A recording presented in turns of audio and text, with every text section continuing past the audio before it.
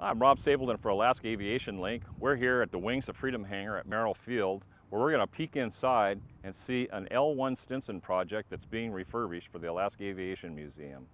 The Alaska Aviation Museum is refurbishing a Stinson L-1 that was used in Alaska during World War II. The museum obtained this historic aircraft from Judge Carl Johnstone and is on a track to have the aircraft completely finished and flying by this fall. The research we've done shows this aircraft came up to Alaska in 1943. So we think it went to Nome Station as an air rescue, and it was there for a number of years. When it was decommissioned, it went to the Fish and Wildlife Service for a few years, not too many, and then was sold into civilian use. Rebuilding of this aircraft is possible by a generous grant from the Rasmussen Foundation. Inside the Wings of Freedom hangar at Merrill Field, the Stinson is stripped down to the bare fuselage and being reassembled back to its rescue colors. You know, I didn't count them, but there's hundreds of parts. Little pulleys, brackets, taking it down. We documented where everything is. We don't have any real manuals like modern aircraft have to put this back together with.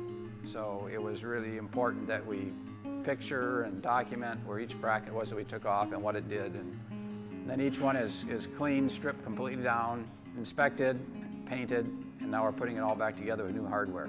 While this Aviation Museum's refurbishing project is being completed, it is also a learning program that will help volunteers working under Lostrom's mentoring to earn credit and experience toward a mechanic certification. I'm working towards my AMP, so I'm here working under Dave's tuition. It's nice to be involved in it after being at the museum and seeing it, and so being over here and being hands-on, it's what I really enjoy doing. And then obviously it's a great sense of satisfaction when you actually finish one and you see it take to the air for the first time.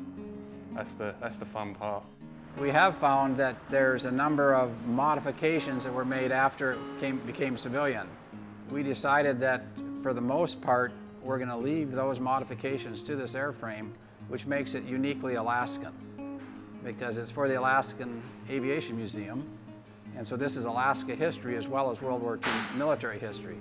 So an L-1 purist won't be real happy with our restoration because it's going to have the mods that it was used in Alaska, but we feel that's more authentic for our purposes. All right, so we've been able to take a look at this project, talking to Dave and talking to Lee, so we thought we'd come back here occasionally and do another progress report, so look forward to that in the future. I'm Rob Stapleton for your Alaska Aviation Link.